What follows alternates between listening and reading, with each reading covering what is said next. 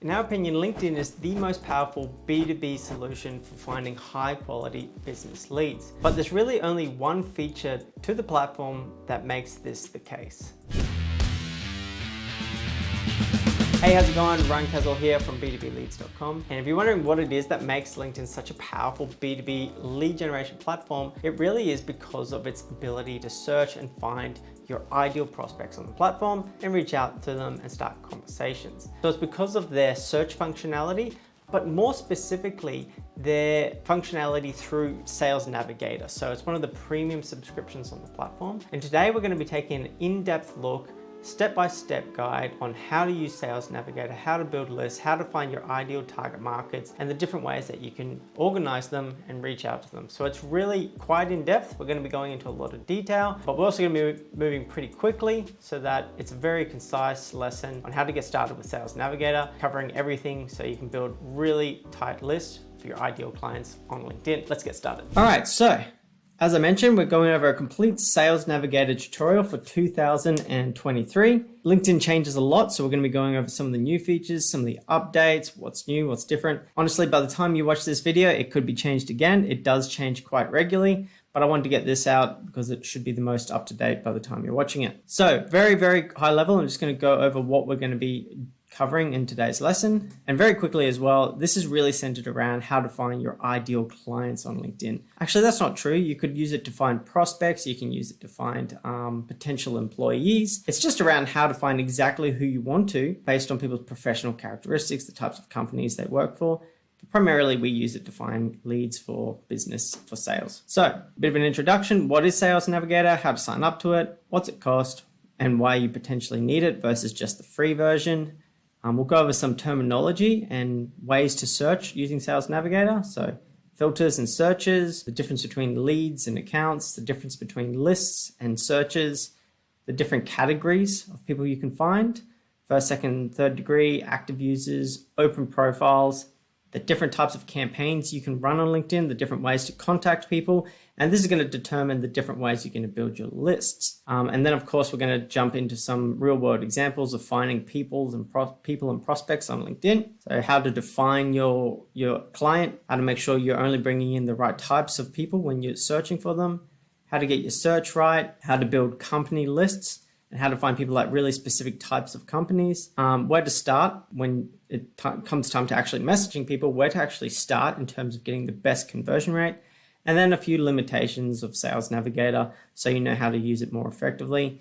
And yeah, if you have any questions, you can obviously put them in the comments below. So what is Sales Navigator? How to sign up to it? Let's get started. Let's kick this off. So if you sign into your LinkedIn, I'm guessing if you're watching this, you should be at least familiar with LinkedIn as a platform. You can actually, if you click on the little work button here, you'll see sales solutions. And if you click on that, it should bring up a range of different options and premium subscriptions that you can use. And Sales Navigator is the one we're actually talking about today. So if you jump in, I've already signed up to it, obviously. You can see it here. And it costs around roughly $100 to about $130 a month, depending on where you're located and whether you buy a yearly subscription or pay month to month. And this is what it looks like. And it's a little funny in that it's actually separate from LinkedIn. You see it has a different look and feel, and it's almost like a different website. It's separate but connected at the same time. So if you reach out to people and connect with people here on LinkedIn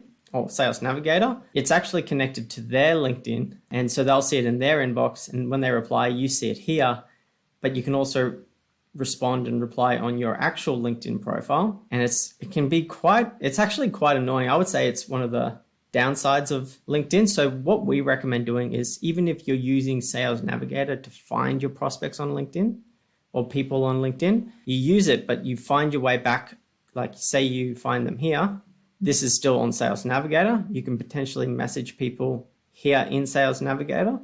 But what we actually recommend is going to LinkedIn and doing all your activities, engagements, and communication through the LinkedIn platform, because that keeps everything in one place. And should you stop paying to use things like Sales Navigator or the premium subscription, what that means is that you're not going to lose all that information, conversation history. It's all going to stay retained within LinkedIn. So a little tip, One of the downsides of using Sales Navigator, but a very easy workaround, but a lot of people fall into that trap when they first get started. What is Sales Navigator?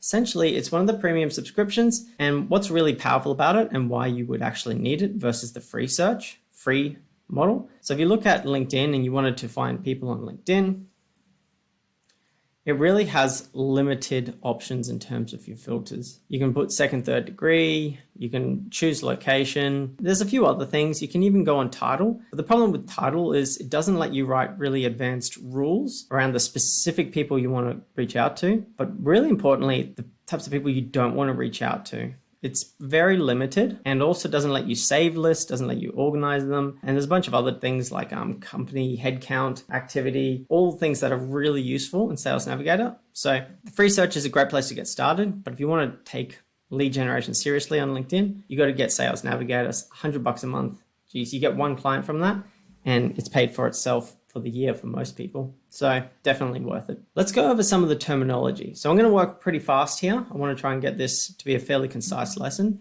for those who are not familiar with it. So when you first get into Sales Navigator, it looks like this or something like this, or by the time you watch this, it might have changed layout again, but more or less the key features haven't changed in the last 5 years. You can start doing a search, just press enter, and you'll get something like this because it's blank. Now what you've got are searches and filters, and you've got lists. So if you look up here, you've got accounts and leads, and then if you look here, you've got saved searches. So these are your lists, account list, lead list, and these are your searches, and you can search for leads or accounts. So this might get a little confusing, but I'll do my best to keep it simple. An account is like this organization or the company that the person actually works at. So people create company pages on LinkedIn, and people can say that they work at that specific company or that specific account, because it's not called companies, because you can have organizations, not-for-profits, government organizations. They call them accounts on LinkedIn, and a lead is a person, a specific person. So you can do a search for people, leads, or you can do a search for accounts, companies, organizations. They're the two ways that you can search. Now up here are where you have your lists.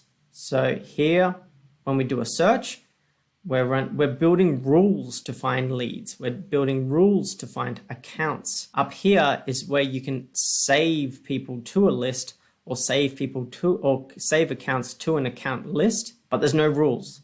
I could save an ice cream store, and I could save, head office of Amazon to the same account list, or I could save the CEO of Amazon, and I could save, Jerry plumber at, I don't know, I'm not feeling very creative, XYZ plumbing. So there's no rules here, so you can save any people and any account to a list, and you can have various account lists, you can have various lead lists. But when you're doing searches, people that fall into your search have to fit the rules based on the filters that you've set up. Now, depending on who you want to find, you may need to use a combination of both, and we'll touch on that in just a minute. So I just want to get you familiar with what the difference is between the lists and the actual searches. In terms of categories, I've got a little diagram that I'll show you that'll help describe this. Essentially, you've got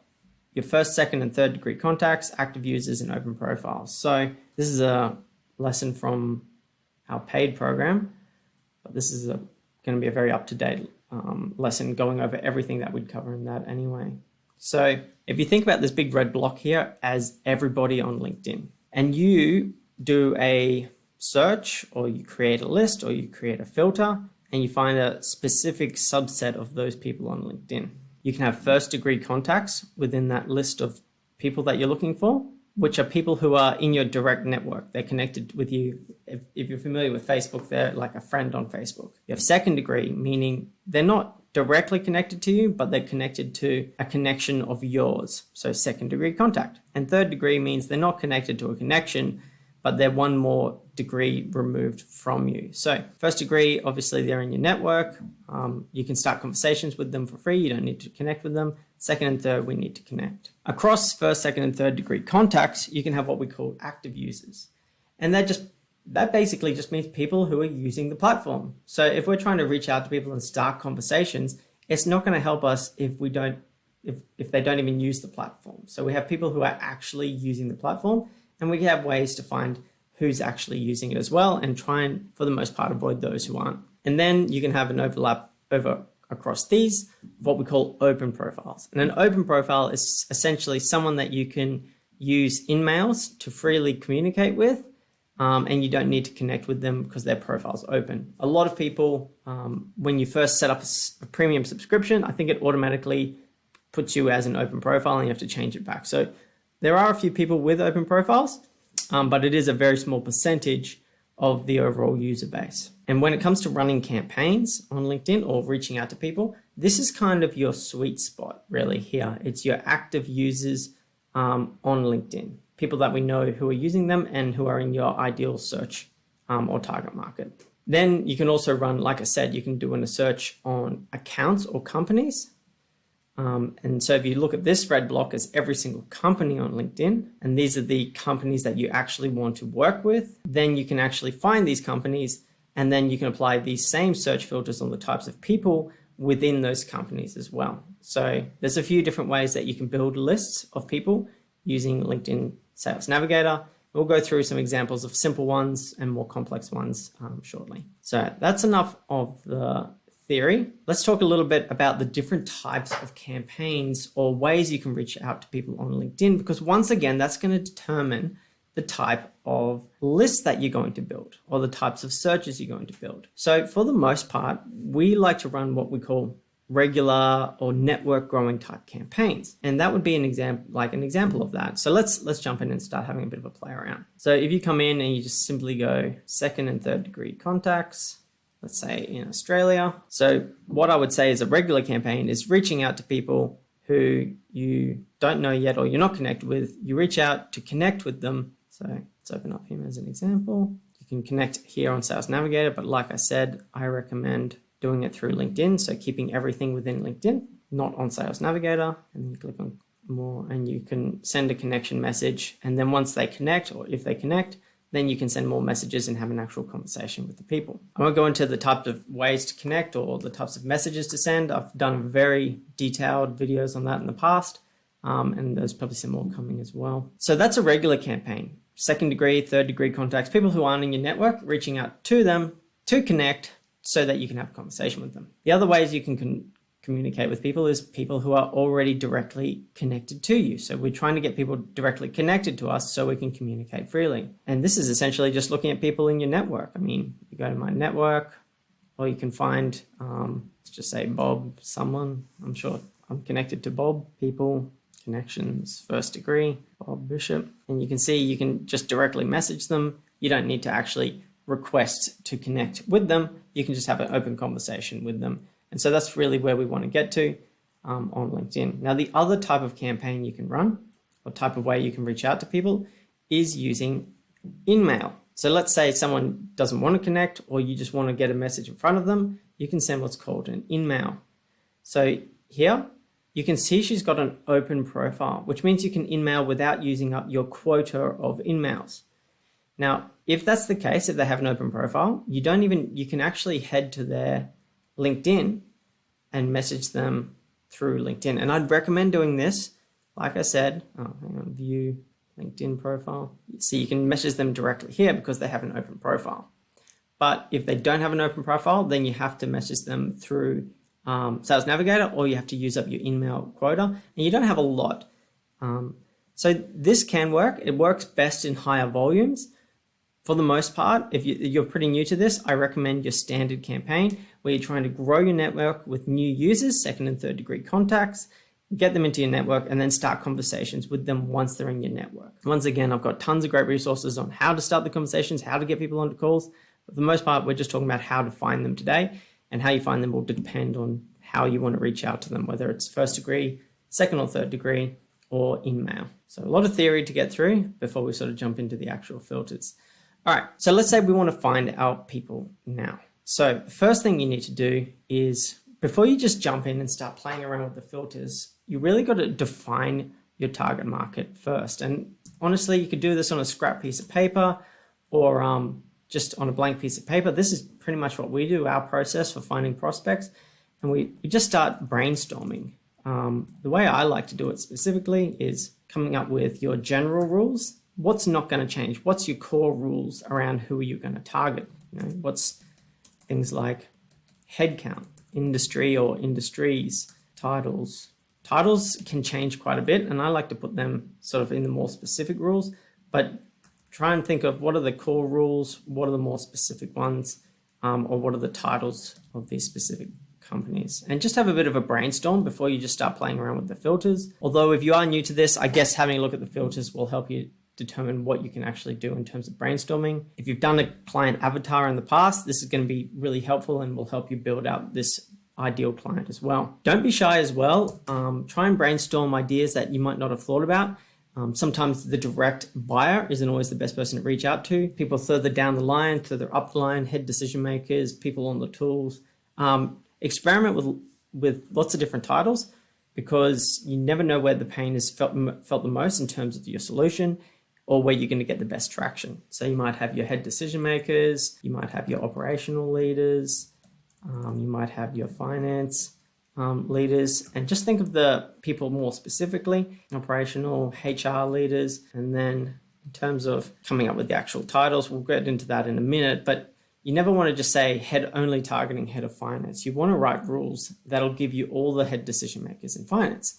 So for instance, rather than saying head of finance or director of finance, you might say, write a rule to find all directors and the word finance together. And then you'll be coming to Sales Navigator and filter on, look for all the filters, expand that. Job title, I'm going to get finance director, director of finance, director of this and that, and finance, managing director, corporate finance. Like, you bring in all the titles that we want. We're writing rules that are going to bring in all the relevant people. And that's what makes the Sales Navigator really powerful. So have a bit of a brainstorm, think about who your ideal client is before you start building out the lists, and how you're going to organize them. What are the different pain points of the different, potentially across different industries? What are the different pain points across the different titles? How we're going to, when you reach out to people, what are you going to say? Is it going to be the same for, your head decision maker, or someone in operations role, or someone in HR? Get specific. Most people do a shit job of this, and that's why they get crap results on LinkedIn. It's because they don't get specific on their target market. Where was I? Defining your clients and company. Yeah, so you want to, like I said, get a piece of paper out, get a blank Word document, and start filtering. So let's have a bit more of a play with your filters in LinkedIn and talk about how we actually use them to build a list now. So this is probably why you're here, but it's important to go through a lot of this initial stuff first to help you understand. So, if you have Sales Navigator Core is what we use. That's kind of the cheapest one, and it does everything you need to in terms of search. Basically, the filters are pretty self-explanatory. Company headcount, company headquarter location, company headquarters, function. I don't tend to use function much. I found it's sort of how LinkedIn decides what function they're in. And so I tend to just try and get the title right, because that pretty much indicates their function in anyway. Seniority level, I never use that as well. Once again, the title is the best indicator of that, what people call themselves. Activities and shared experience. This is a really great filter, and we'll come to this later. First, what we want to do is get our search right on the types of people, and then we can find people who are active users using this, and that's a great way to increase conversion rates as you reach out to people. Industry is a really good one. Now, they've made some changes recently where, if you look at, as an example, manufacturing is a new category, whereas before it had more specific companies, and then they've got a number of niche manufacturing areas within it. So you got manufacturing, you've got finance leaders in manufacturing across Australia. You can have people who are connections of people years of experience, profile language. Like I said, a lot of these pretty specific. What I want to talk about is something a lot of people don't know is, remember, these are rules here. We're actually writing rules to find people based on titles and things like that. Sometimes someone will fit the rule, but we know they're not a fit, and so we want to exclude them. But we can't change the rules to get rid of them. So the way we do that is what we do is we save them to an exclusion list. So you might call it, I don't know, example. I'll just call it example exclude, and then you go lead list, example exclude, you can see them there. And then I want to exclude everyone on that exclude list. Now that's saving them to a lead list. So you can save people to a lead list that you want to exclude, and then say, I want to exclude those people. By the same token, if you say, well, I want to exclude everyone from Adidas Australia. So you can open up Adidas Australia. You can save that account to an account list. Let's call it an example excluded accounts. And then you can come back, go to refresh the page. So this is great if you have a list of companies that you know you don't want to reach out to, existing clients, things like that. Example. So you notice I refreshed the page. Sometimes you need to refresh the page to get the list to actually show. So then I exclude. It'll exclude everyone from that company and anyone that I saved to that exclusion list. So it's a little bit of a roundabout way to do it, but this is the best way to exclude specific companies and specific people.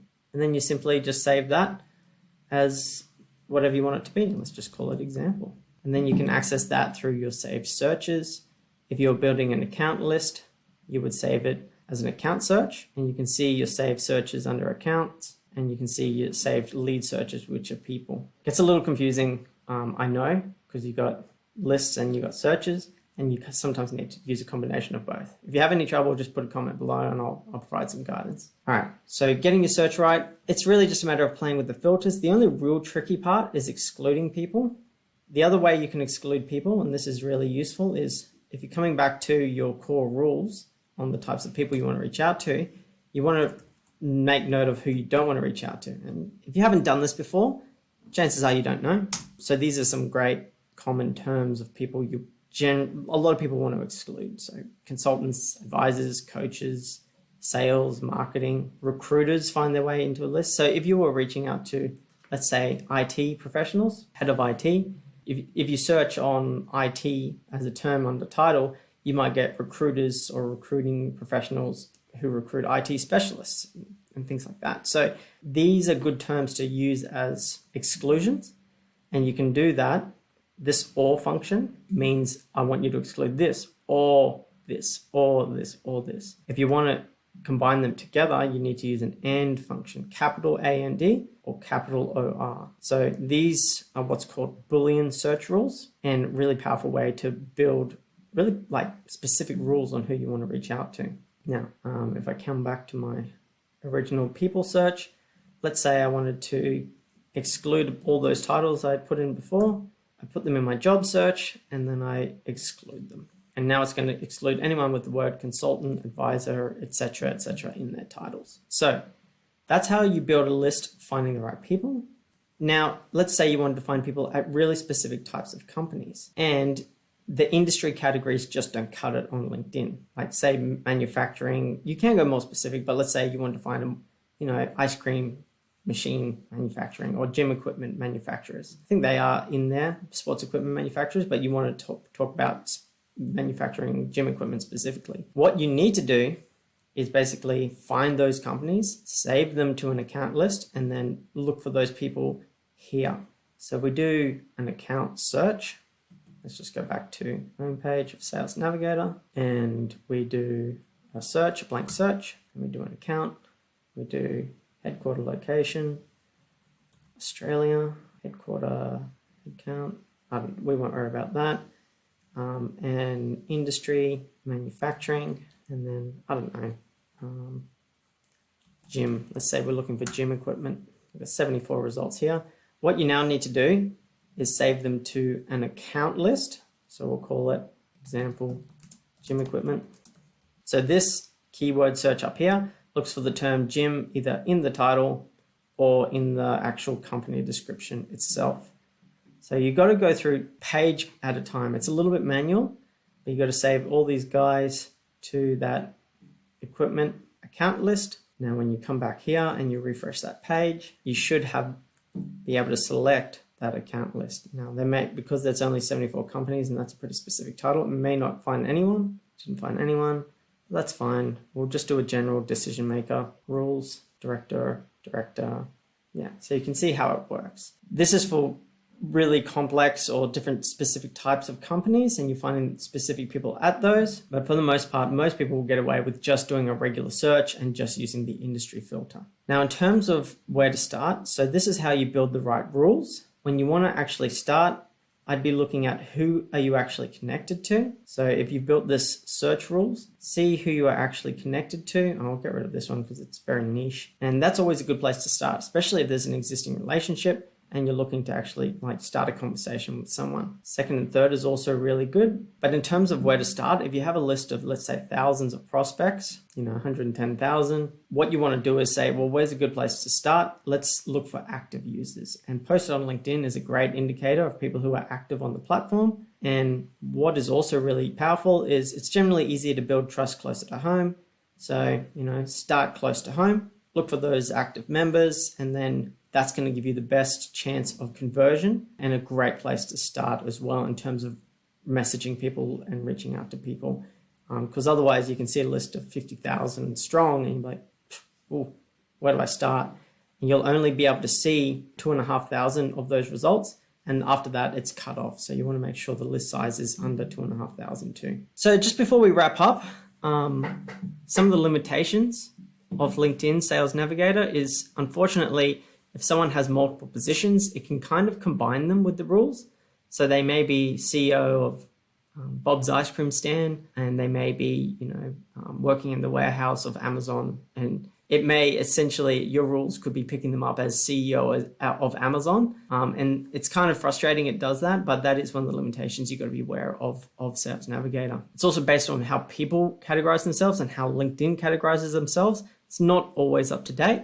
And it's not always accurate. Like I just said, the search size, 2,500, is you've got to make sure if you have a big list and you want to reach out to everyone, you've got to build mutually exclusive lists. So basically lists where they're not going to overlap with each other so that you can find, and each one has to be, under 2,500. Sometimes third degree connections can bring in strange results. People who don't use LinkedIn, no profile pictures, weird sort of robot accounts. So just be aware of that and try and focus on second degree where possible or active third degree. And if it lapses, for the most part, you can reach out to LinkedIn and they can reinstate some of the data sometimes, but for the most part, you lose the lists and all the rules. So make sure if you want to get rid of Sales Navigator, save the list. And if you want to save it outside of LinkedIn, you can basically build a list and you can save the URL.